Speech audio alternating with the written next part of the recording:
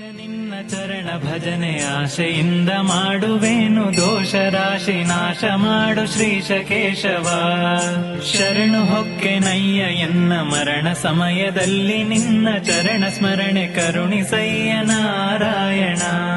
ಶೋಧಿಸೆನ್ನ ಭವದ ಕಲುಷ ಬೋಧಿಸಯ್ಯ ಜ್ಞಾನವೆನಗೆ ಬಾಧಿಸುವ ಯಮನ ಬಾಧೆ ಬಿಡಿಸು ಮಾಧವ. ಹಿಂದನೇಕ ಜನ್ಮಗಳಲ್ಲಿ ಬಂದು ಬಂದು ನೊಂದೆ ನಾನು ಇಂದು ಭವದ ಬಂಧ ಬಿಡಿಸು ತಂದೆ ಗೋವಿಂದ.